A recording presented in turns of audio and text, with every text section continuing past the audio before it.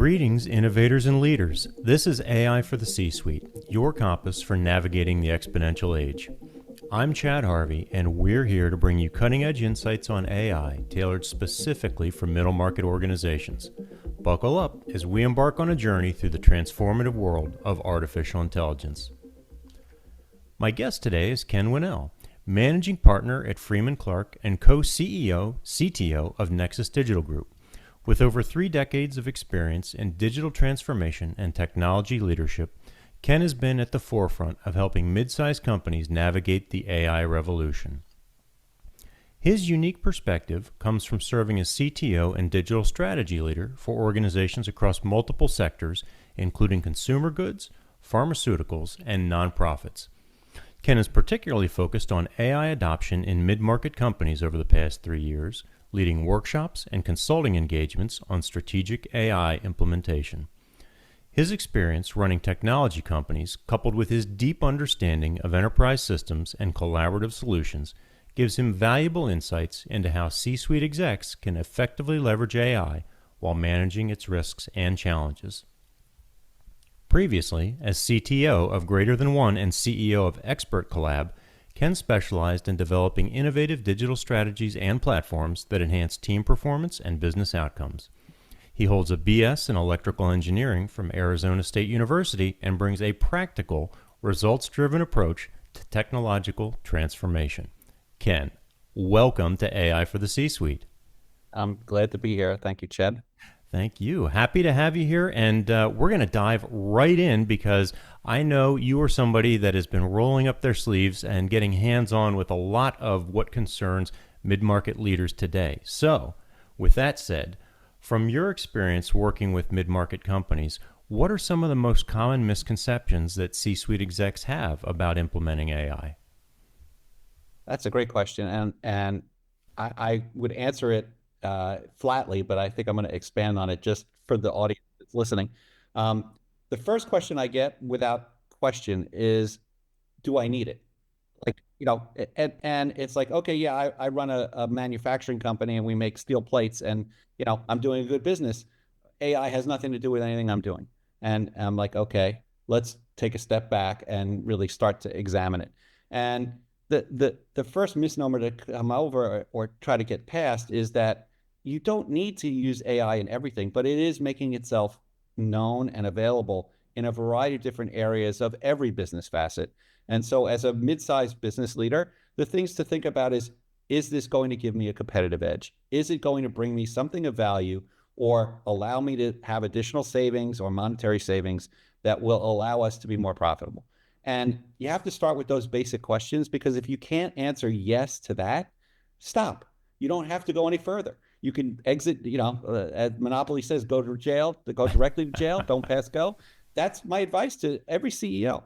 And when we do these workshops, that's one of the things that we start peeling back the layer of the onion, because we can examine and understand, even in finance, even in basic AR management, in basic AP management, in your supply chain, all the areas that AI can be helpful, and especially in the marketing things.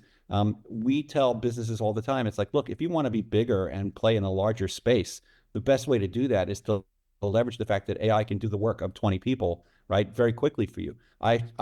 One of my best examples is I start off my workshop with, let's take a PowerPoint deck, and that's like a common thing that everybody uses, right? Let's take a PowerPoint deck and let's use AI to actually just import it and make a video out of it.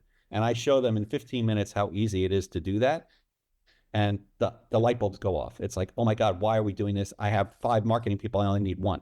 Now, by the way, that's not saying to get rid of the 4 other people. It's just implying that we can show innovation, we can show efficiencies, and we can do the right things to help your company expedite speed to market. Mm-hmm. Let's talk about that a little bit, because I think you've touched on a number of really important points there. And the example that you gave regarding the PowerPoint deck and the marketing staffing levels, I think, is a really good one. And I'm glad that you kind of threw that red flag up and said immediately, hey, let's not talk about cutting headcount just yet, right? I think that's one of the areas that I see execs go to immediately, especially the cost conscious ones, right? If they've got CFO in their bloodstream somewhere. Yeah. And I think that that's a little short sighted. And I'd like to know how those conversations develop. What kind of counsel do you give to folks when the light bulb goes off, they see that possibility, and then you're like, well, wait, hold on a second, let's slow your roll a little bit? Yeah, and that, it's a very pragmatic approach. Is the first thing is to understand what are the roles that the people are currently fulfilling and what are they doing.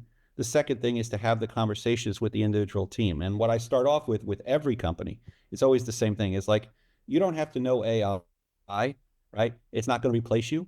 However, someone who knows AI will replace you. And that's the big difference. It's a big takeaway for CEOs. They get it right away when we say that, because it's so important to understand it's not about AI is coming and it's going to automate your task. It's AI knowing how to use it and create the digital assistant that works for you is critical path.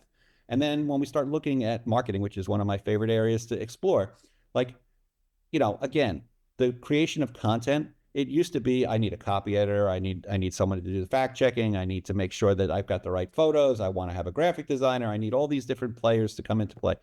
And I can change that process around with ideation with AI.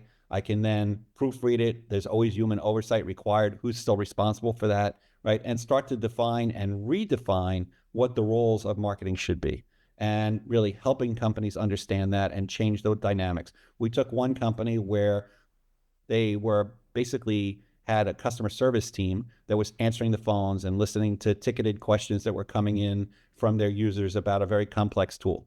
And we were able to simplify that by applying some AI for frequently asked questions and getting their level 1 tier help desk responses automated. And then that freed up the customer service folks to actually work on marketing materials that were sorely needed from the field. And they created it using AI. They went into ChatGPT or Microsoft Copilot, whatever they were using, and they were able to create it, edit the content, fact check the content, and then put it out. And so that's now in place, and their roles they basically transitioned to a completely new role. They were no longer customer service advocates. Now they were marketing and technology manager advocates. And that was really important shift for them. I'm glad that you were able to give us that example of what it means to redefine a role within an organization, because that was one of the things I was curious about, how you've experienced that. You also touched on something that I hear an awful lot with thought leaders in the AI space, which is that standard shibboleth: AI isn't going to take your job, but somebody who knows AI is. And once you get the buy-in, because you're working at least initially with the C-suite execs and the owners and the leaders of these companies, once you get that buy-in, what does a digital transformation effort, or maybe a digital education effort, look like within a company to allow those folks, in your example, the customer service folks, to get the skills necessary to use these tools? How does that typically unfold? So, great question, and I love answering it. Well, good. We call it the disruption of change, right? And so, in business speak and in McKinsey speak, it's always change management and cultural change management, and those are areas that again, you get your human resources team, and you get your quality of life team, and your all those folks kind of weigh in.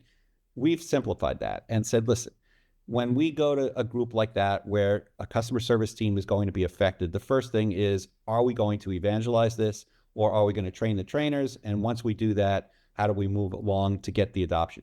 So there is a cultural query, if you would, is to say, okay, are you really ready to make this change? And so talking about the things that will change, we have to be transparent, and we have to say, look, you're answering the phone right now because somebody's calling up and asking about product number XYZ, and I can't get the box to turn on.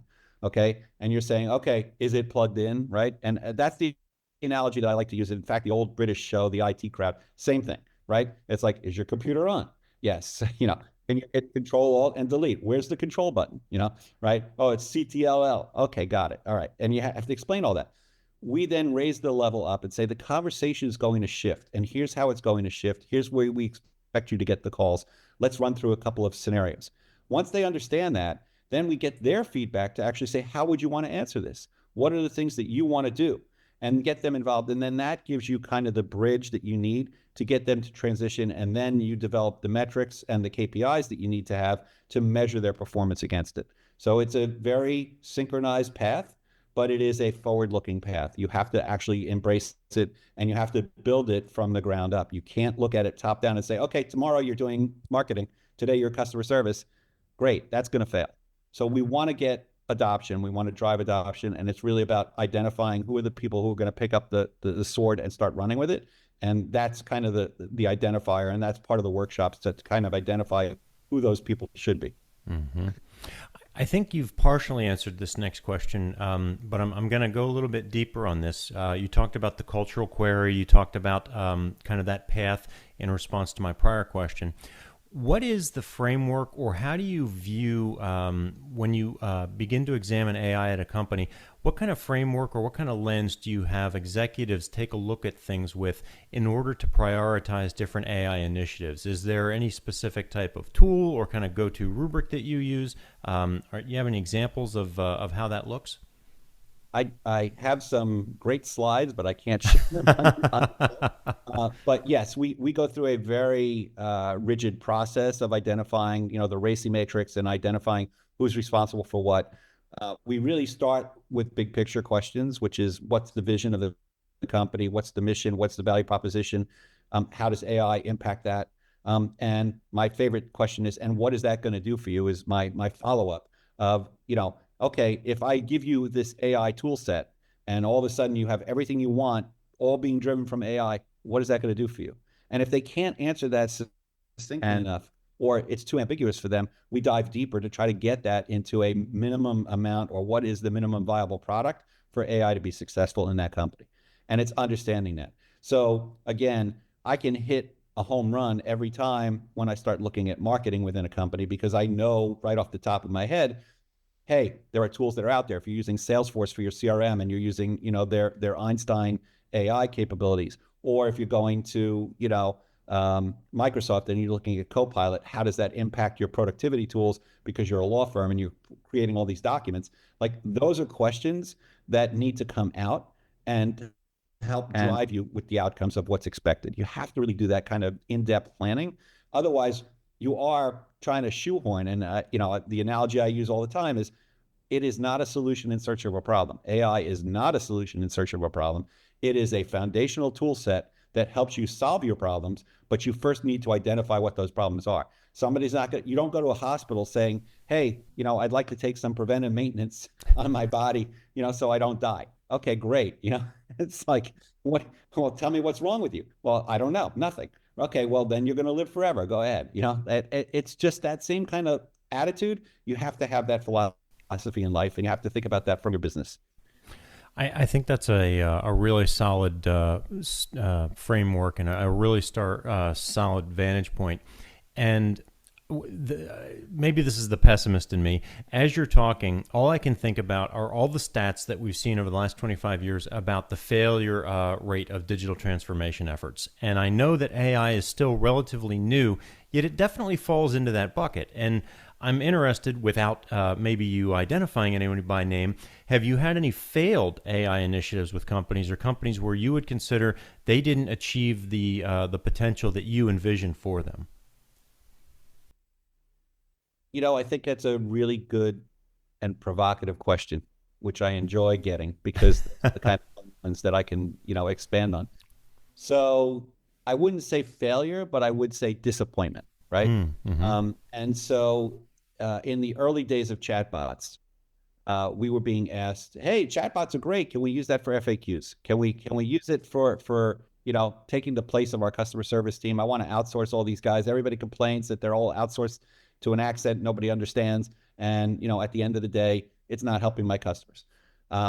We tried early on to put in some intelligent chatbots, but the failures, or the disappointment, was that the chatbot became very rigid, and it kept giving the same answer over and over again, and it wasn't empathetic, and it couldn't come through that you were talking to a pseudo person as opposed to a live person. And so what we saw was negative criticism in the chatbot. We saw them trying to, people knew, hi, I'm Susie and I'm here to help you. And it's like, okay, Susie, what do you look like? It's like asking questions to try to stump the chatbot became almost a game that people were playing. And, oh, by the way, we were able to turn that around. because we then use that for engagement. We say, well, if you're spending enough time talking to our chatbot and you're trying to get it to break, maybe you'd be really interested in understanding what our company does and kind of coming back with better messaging for that. So it is a learning process, and I won't kid you, over the last 3 years, because the platform velocity of AI is shifting so much every day, right? Every day it's moving towards artificial general intelligence. Every day it's moving towards, empathetic and personality-driven behaviors. Those are the things that are shifting a lot, and that's why it's very fluid right now. We advise companies, right? Here's a cautious approach to doing it. You can use AI for 6 months. We know that the ChatGPT 4.0 model is going to stay around for a while. You can use that. You want to build a private model? Okay, great. Here's the things that you need to be aware of, and let's baseline with that. And then as that training continues, and as you're training your models, those are the things to start to shift the balances of answers. So you have to have what we've kind of defined a role now as the chief artificial intelligence officer at a company. The bigger the companies, that is a role, but we also merge that with the chief digital officer and the chief technology officer. So it's kind of this is a person who has to wear a lot of hats. And the AI officer component of it is to understand the ethical, legal, and bias boundaries that could actually come up, and really oversight for that, because that is the adult in the room, so to speak. Mm-hmm. I have begun running into more and more organizations that are considering what you just laid out, a chief AI officer. How do you counsel a company to help them determine whether they are at the right size or the right point in their journey of maturation, if you will, to need or require a chief AI officer? Yeah, great question. So I haven't encountered it recently, but I have had some discussions about it.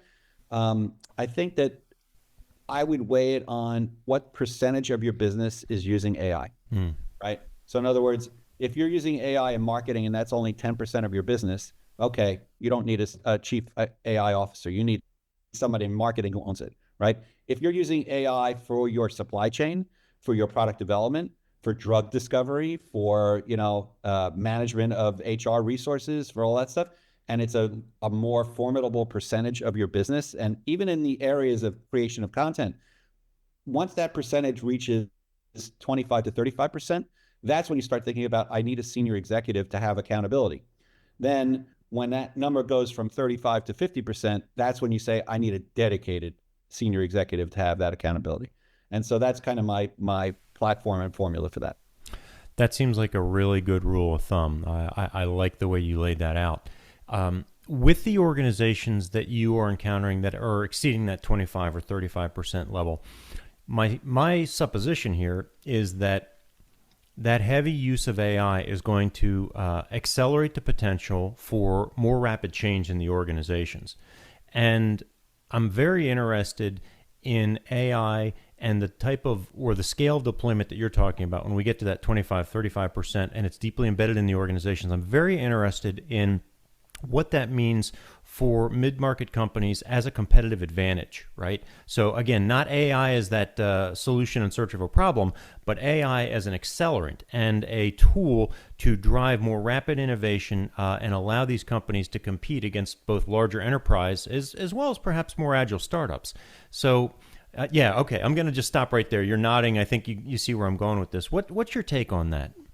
So agentic technology is the answer. Agents, right? And the ability to actually, for lack of a better word, miniaturize the impact of an AI function across multiple areas of your business. When you have that agent technology in place, you can be bigger, much bigger than your competition. It can give you a competitive advantage. I'll give you a couple of examples. So in fulfillment, and we'll use Amazon as the elephant in the room as a good example. Okay, it's the elephant in every room, right? It is an elephant in every room, exactly. And if you want to order the elephant, you probably can do that.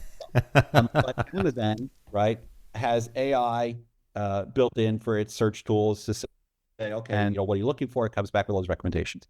But imagine if I had an agent and I'm a supplier to Amazon. I have a third-party store or even a first-party store. at Amazon, and I want to make sure that my products are featured. I want to make sure that they have the latest and greatest pricing, and I want to understand the fulfillment action. I can develop an agent that looks at my inventory management levels, that looks at the number of hits and requests that are coming in via Amazon, all through the programmatic APIs. And then the agent can be trained to actually anticipate, elevate, and exercise these trends. That's where you differentiate yourself. And it doesn't matter if you're a startup with 5 people or if you're a 5,000 person company. If you have that agent, it's going to give you that leg up. And those are the things that people are starting to ask about. And it's really understanding these things are not big behemoths on their own. They have to be for certain processes. Like if you're doing drug discovery and you're looking at molecules, you really want to have something that's really driving that. But at the end of the day, look at what we're trying to use it for, right? And understanding the functionality. There's also, natural language processing that is going on in many companies today, where you're asking, very intelligent questions and trying to get back reasonable answers, talking to your AI, whether it's ChatGPT or whether it's a private model. Again, having the agent to be able to say, somebody is developing patent-worthy IP information, right? I want to be able to pull that out. That's going to make you more competitive, because the speed at which you file for a patent can often, surpass your competitors. So really understanding those angles is important. One of the mindsets that I continually encounter with folks that are not receptive to AI is that this is a fad, or this is something that's just going to move by. And my standard answer to them is, well, this is a very profound disruption in the nature of both our species and our society, but also for business, right? Very similar to the way the impact of Web 1.0 and the dot-com era in the late 90s, early 2000s was. And what strikes me about what you're talking about here in response to my last question is that you're essentially articulating that there's a new floor, right? Just like Amazon raised the bar, and we'll stick with the Amazon example, when they came out with the one-click, right? And they came out with a lot of speed of commerce solutions. I think what you're really talking about here is a new floor, and I'm wondering what that means for business as a whole as we start to wrap our arms around that here over the next couple months and years. Yeah, I think that's a really important point. So you already alluded to it, is that, if you were starting a business today, the first question in your mind is, I need a web presence, right? But let's go back 20 years. You didn't think that way, right? The dot-com era said everybody had to have a .com, right? And all of a sudden, all these websites started sprouting up, no matter how horrible they were, right? They all GeoCities, anyone? Yes. Yeah, and the valuations of those companies went through the roof, which was a false bubble, right? And couple that with financial mismanagement and all the other stuff that was going on, right? We end up in a recession 8 years later, right? So those are very real warning signs. And I think AI has that same velocity and valuation question, but you're right, there's a new floor in place. And I think that people need to understand AI is now going to be table stakes in 5 years, right? You won't be able to do it without AI, right? And because everybody's doing it. So now the question is, okay, where are you on the spectrum in the adoption curve, right? And are you an early adopter? Are you, a middle of the road adopter, or are you a laggard? The laggards are going to be the ones that are most at risk. So when you talk to a small, mid-sized business, one of the questions they have is, well, I'm barely making ends meet. I'm able to, eke out a small profit, and you're asking me to invest heavily in AI. I said, I'm not asking you to invest in AI right now. I'm asking you to come up with a strategy around how you can actually achieve these goals and have measurable responses so that investment does have an ROI. And, you should be expecting 3x to 5x ROI, not 1 or 2, right? And, that's what AI brings. AI changes the game in terms of the return on the investment and what it takes you to do something. The example I will give you is very real. Is agencies are the most at threat. Advertising agencies are most at threat right now from AI. Why? Because for years, Madison Avenue, and I'm using that as the Mad Men example, right, would get paid millions of dollars to come up with an ad campaign, and they covered all kinds of spectrum. They did the market research. They did all these things.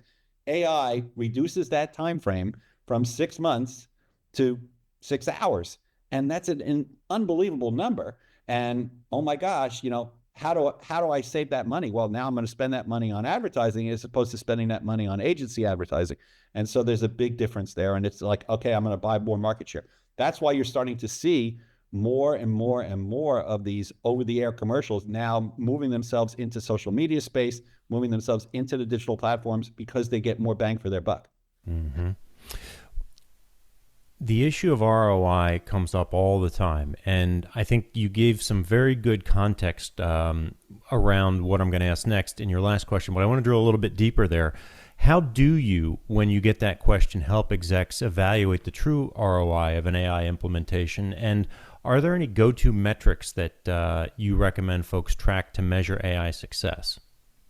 We measure AI success with a formula, and we actually use AI to help us develop it. But that's cheating a little bit. But one of the things that we do is we look at, okay, how the cost of AI can be driven by a couple of things. And if we use the commercial platforms, I'll just stick with ChatGPT. So, if you're paying for the pro version, you're paying $20 a month, or you use the free version, it costs you nothing, right? But there's a cost associated with that. If I'm investing $1,200 a year to pay for ChatGPT, what am I getting out of it? And is that really a good return on the investment? Well, yeah, because if I then look at my overall tools, we did a study with one company where we had two groups of people working on content, and one group had AI, the other group didn't, right? And the group that had AI, 3 times productivity output compared to the first group. And that was because they were taking their time creating the content. They weren't allowed to use any additional productivity tools. They basically had to work. And it was what was interesting, there were 3 interesting takeaways. One was that the group that was doing no AI was jealous of the AI group because they saw how fast they were getting out content, right? So it inspired some competition, right? That was the first thing. The second thing was that the quality of the content that the AI group was putting out was not as good as the individual AI, the non-AI group. However, with human oversight, they were able to pick up those improvements and make those changes much more rapidly, right? So that was what we were trying to show and demonstrate, was that, listen, the return on the investment is not, again, it goes back to the same story. Someone who knows AI is going to replace you. Someone who doesn't know AI is only at risk because of that. The roles didn't shift. What shifted was the productivity and the capability to output. And so as an employer, when you're looking at that, it's like, well, yeah, if I'm asking them to put out 20 pieces a month, and now they could put out 60 pieces a month, I have a good return on my investment. And those are the kind of thinkings that we want to encourage our executives to think about. Excellent. You touched on a number of things there that I think are really important. One was, and you drove by it pretty quickly, so I want to highlight that. Yeah, I'm a speed racer. Yeah. You mentioned that some of the content that was being generated by AI and the AI team was not as high of a quality as that generated by the humans. And then you quickly mentioned, but with human oversight, it became much more viable and a much more superior product. And that's one of the things that I find in working with organizations is you need to treat the AI almost as a collaborative colleague, if you will. And then you can start to really unleash the power because, and to your point about volume, I think that's another superpower here when you're using these AI tools is you don't ask for 1 or 2 draft blog posts. You ask for 10, right? And you ask for it in a different voice here and a different tone there. And when you get that number of options and you collaborate with the systems, that's when you can really start to see some of the magic happen. Absolutely. And in fact, one of the fun things we did for a theater group, a local community theater group, was we developed a play. And we wrote it a couple of different ways. One was we wrote it in the style of Truman Capote. We also wrote it in the style of Mel Brooks. And we wrote it in the style of Kurt Vonnegut. We had 3 different versions of the same storyline.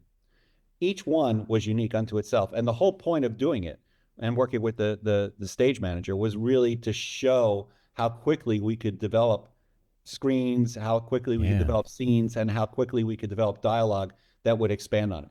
We ended up using none of them, and that was the whole point. And we don't want to infringe on copyrights, but all we really wanted to do was demonstrate that we could produce the same story 3 different ways in minutes. And when we did that, they were like, oh my gosh, this is amazing. And we were like, yeah, now go to town. Now think about how you want to use this in a creative way. Because again, as I said earlier, human oversight makes those changes. You know what? I liked what he said here. I didn't like what he said there. Let's change that. And having an ongoing dialogue with the LLM is what we were talking about doing, right? So it's like, okay, yeah, it's great. And, again, I go back to the earlier comment where I import a PowerPoint and I show people, here's how you create these slides from just a text idea, Mm-hmm. right? Once you have that, then it's like, okay, now let's iterate on it. Let's expand. Okay, can you give me the speaker's notes? And it gives you the speaker's notes. And oh, okay, can you now tell me the key takeaways? Okay, yes, here are the key takeaways. And yes, I need to validate that. I need to be the person who owns it because I'm going to be delivering the PowerPoint. But at the end of the day, this speeds up my time tremendously because otherwise you're sitting there writing copious notes to yourself saying, make sure I say this, make sure I say that. When you go to speak at a convention or when you're going to do a talk, you generate your slides way in advance, right? And then you get up there and, if you're a good presenter, you never want to look at your slides, right? You want to know what you're talking about. You don't want to think about it. That's one of the first things they teach you in Toastmasters and all the other stuff that I've done, right? Those are things that really drive adoption. And so understanding that AI can really do that for you and that you do have a true digital assistant, that's really the cat's meow. And then the next piece beyond that, which is going to be your next question, is okay, what's happening after that? It's like wait till the humanoid robotics get integrated with AI, right? We've already seen some of the Tesla robots and Boston Dynamic robots that have remarkable agility and performance. And so, yeah, having LLMs and having AI as part of these devices is going to be really interesting to see how that takes shape. Very much so, and you are spot on because we are starting to see that convergence. And if you listen to very forward-thinking thought leaders like Amy Webb at the Future Today Institute, one of her suppositions is that we are going to see in 2025 the convergence of AI and a ton of different sensors that are already out there. She thinks that it's Absolutely. just as important, and I think when you couple AI with those sensors that are embedded in different types of operations, and then you add in robotics, like you just said, oh boy, it's about to get real, as the kids say. Yeah, agreed. And I follow Amy as well and know her, and I admire some of the things that she just published a new thing today, as a matter of fact, which is really good. And so, yeah, I mean, I agree with you. I think that the convergence is happening, whether we want it to or not. And you know, aside from regulatory concerns, aside from fail safes, making sure that things have to be in place. The lowest hanging fruit is going to be in factory automation, and it's going to be in the ability to do pick and pack, right, and to do all the things that humans are doing today. Will that replace humans? It's going to morph. It's going to change, right? The analogy I keep using is, okay, we had lamplighters in the early 1900s that would go around and light the streets, right? We have toll collectors that, were on every highway taking your dollar bills. They're all gone now, right? And so what's coming next? Okay, well, at that factory level, if it is a repetitive task, it is something that can be done and automated, it is going to happen. And then the next higher level is, okay, what do we need those workers to morph into? You need to have a plan. That's what the AI workshops that we do are trying to actually drive to is, okay, how do I take advantage of this? And how do I bring my staff along? Because it's not about eliminating staff. It's literally about understanding where do they go next? What are we going to do? Right. I think it's the foolish CEO or business owner that thinks that AI is just simply a path to reducing headcount. Now, the organization of tomorrow may operate at 4 or 10 times the size of today, but with the same headcount. But it is not a reduction per se; it is an evolution. So I like the points that you made there. You also touched on something, and you didn't use this phrase, but it's used an awful lot, so I'm going to use it. You talked about human in the loop, essentially. And that leads me to my next question for you, which is safeguards and security. And in your opinion and your experience so far, how should mid-market companies begin to approach data protection and AI security, especially given their typically limited resources? Yeah, that's one of the top of mind concerns I have in general is that, the security components of things and even to be timely when you look at the algorithm that TikTok is using and the potential for government oversight and forced sale, those are all things that are very real world Mm-hmm. that we need to be aware of. And with AI, I think it's equally, is there a kill switch? Maybe, maybe not. Right. But I do think you need to have an ability to actually, at any point in that journey, to be able to actually say, okay, here is where the AI injected itself, here's what it did, and the transparency. So we talk about building transparency hooks into AI communications so that it says, okay, yeah, in fact, I think Perplexity now is putting the source information in its results when it returns. Those are important facets to have because then you can go back and do the real fact checking.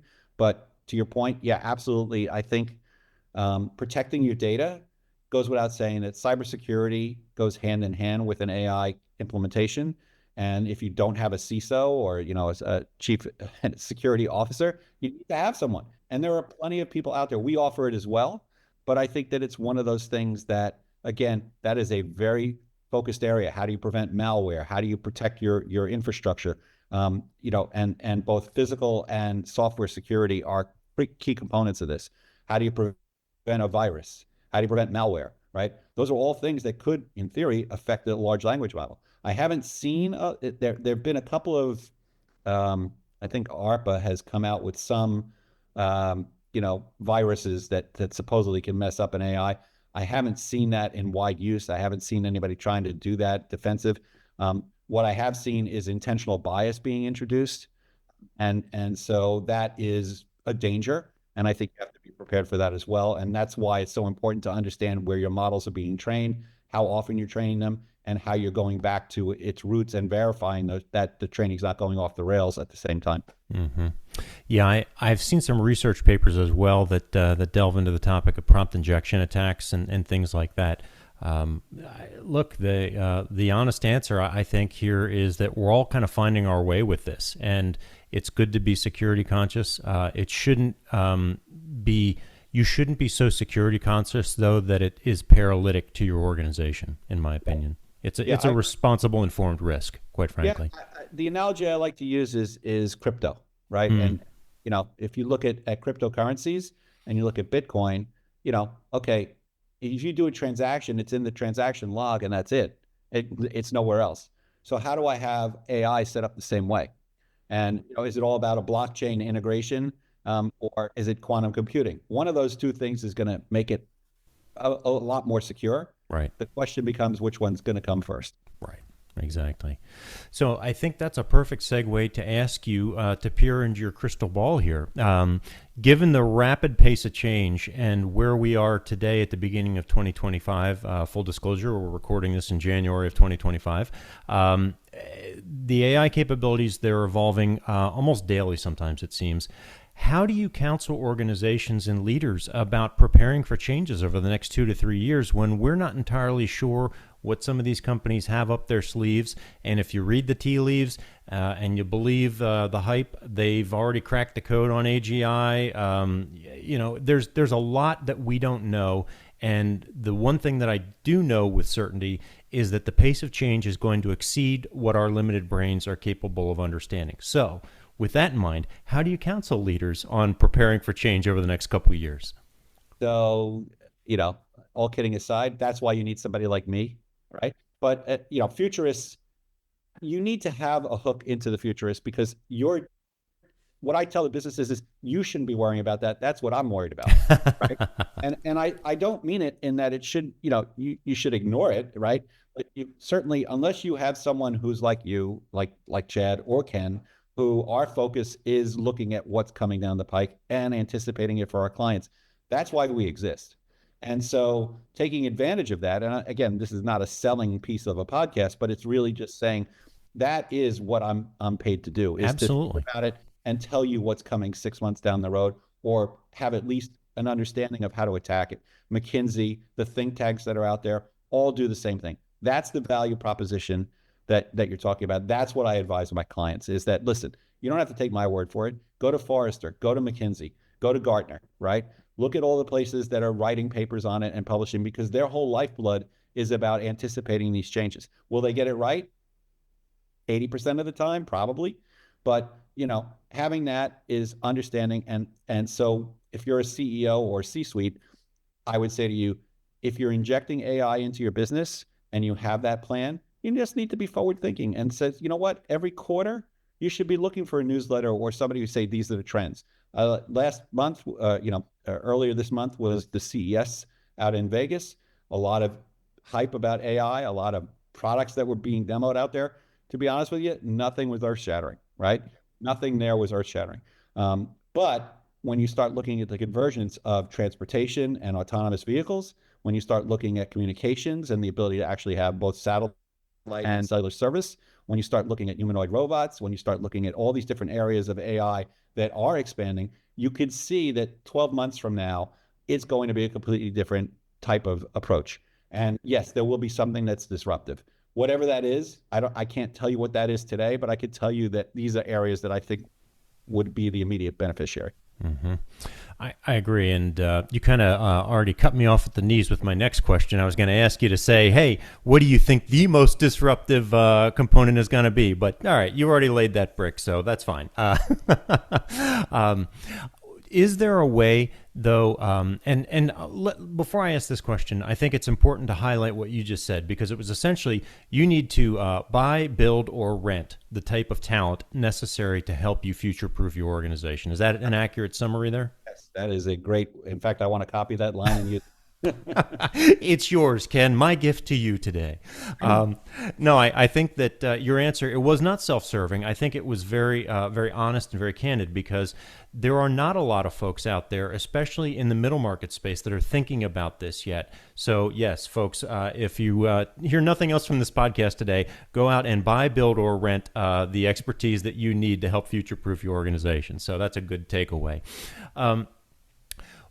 We're going to land this plane here in the next couple minutes because, as you and I talked about pre-show, we try not to go into like Lex Friedman territory with the length of our podcast. So as we start to think about wrapping our conversation up here today, what is your approach to integrating AI solutions with existing systems and processes in mid-market companies? Because that's something else I run into an awful lot. We find that we have an awful lot of kind of legacy systems, legacy processes, and you can't, I think, just slap AI on top of it and call it a day.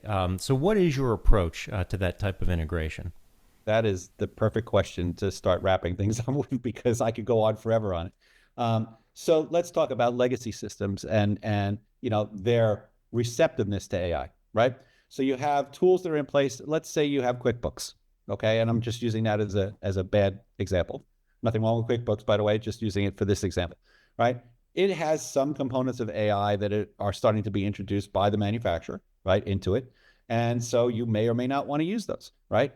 And then, again, it goes back to the workshop. What do you want to get out of it? Where will AI impact your business? And those kind of things.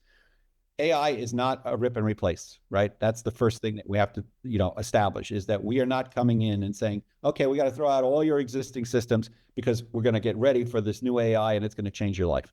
You need to look at it from a pragmatic perspective. And the best way I would tell you is, okay, hey, do you have a content management tool? Yes, no, right? If you do, okay, great. What is it? Oh, it's WordPress. Okay, did you know that WordPress has plugins for AI right now? Have you tested it? Have you experimented with it? What's your concerns about it, right? And coming up at the ground up level, your CTO and your CIO should be looking at this and saying, yeah, these are tools that have been in place. We've had it for 10 years. It's managing our website. It's doing fine. I get all the analytics I want. And, I have a lot of custom code. I brought in these, crazy developers from God knows where that, built me a custom application. It's the old school days. And again, I date myself because I got the white hair to prove it. When you had Access, remember Access, Microsoft Access? Boy, do I. That everybody wrote their own DB files on, and it was a flat file, and you couldn't do it. Well, yeah, if you have that and integrating AI and your entire business is running on this Access database, you are closed door. It is not going to open for you, right? You're going to have to do something more severe. So you have to really put it together and put that chart together of what does your stack look like? What does the technology stack look like? What is current with AI capability? What is waiting for AI capability? What doesn't need AI capability? And then you factor all that into, okay, now having AI, what is it going to do? Is there a repetitive task? My favorite story is a small insurance company that was using claims processing, and they had an AI workflow, right? And their workflow was very much a custom-built workflow that, if you imagine the branching complexity of if this, then that, if this, then that, right? And so AI came in and looked at the overall number of responses. They had, 10 million or whatever it was, and said, okay, 82% of the time you get this response with this kind of branch, whatever. And it helped them understand how the trends were being developed and how those trends were actually, helping the business or hurting the business. That's all we did. We didn't inject AI into their workflow. We just used AI to analyze their workflows and come back with recommendations. That's a huge difference, and understanding that. So advising clients, I'm trying to circle back to the question, right? When you advise clients, it's like you got to look at it on a case by case basis because it's your business. Like I could talk in generalities and give you guidance, but that's not going to do you any good. You want to know how it's affecting your business.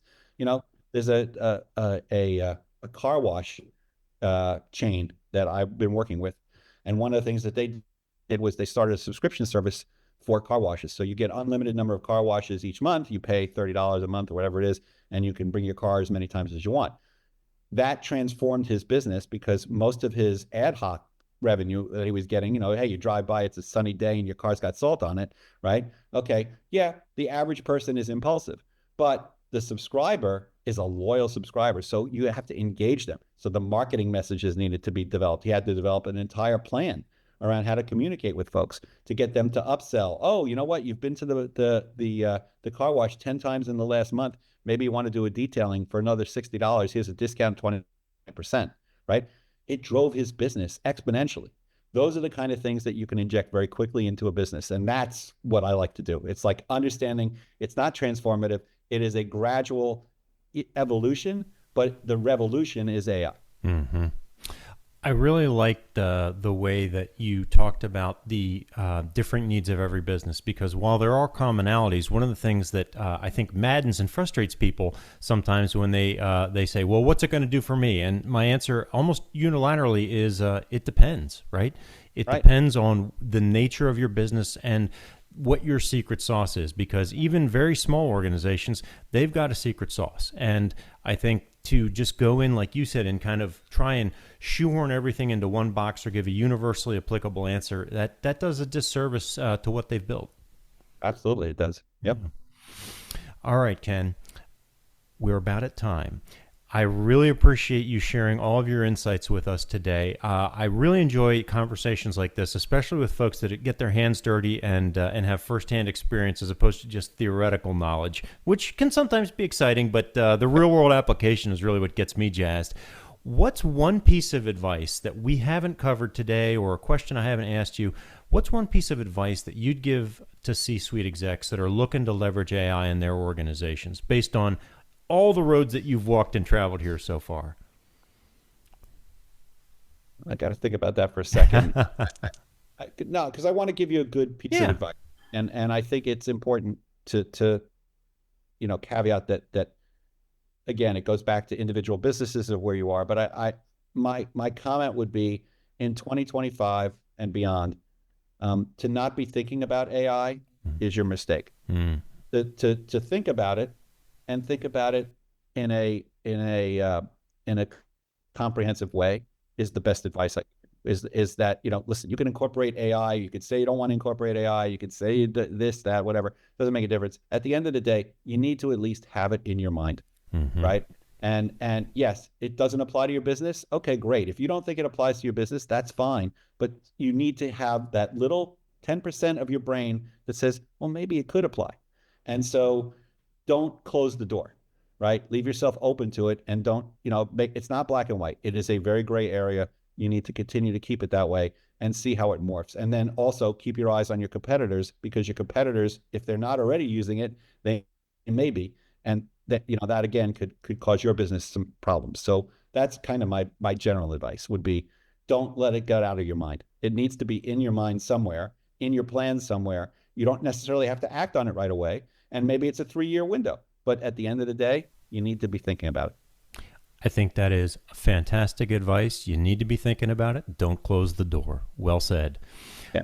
For our listeners that want to learn more about your work or get in touch with you, what's the best way that they can do that? They can reach me at my Freeman Clarke email address, ken.winell@freemanclarke.com, or ken@nexusdigitalgroup.net. That's a lot longer. But either way, get a hold of me, and I'm happy to chat with you. And you can find me on LinkedIn, and I have a weekly webinar that I do with, panelists and leaders, not a podcast, but basically, what are the topics du jour that we want to talk about? Tomorrow we're talking about AGI, and that's an interesting topic. So we'll talk Yes, about it is. Wonderful. I appreciate your time today, and thank you so much for sharing all of your insights with us. This was absolutely fantastic and a pleasure. I had a blast. Same thing. Very good. All right. And for our listeners out there, thank you for tuning in to AI for the C-Suite, where we're committed to helping you thrive during the exponential age. If you found value in today's discussion, be sure to subscribe to our podcast, follow us on all the socials except maybe TikTok. We don't really do that. And visit our site, aifortheCsuite.com. Join us next time as we continue to unlock the potential of AI for your organization. And until then, keep your algorithms running, your leadership evolving, and your AI in check. Take care, everybody.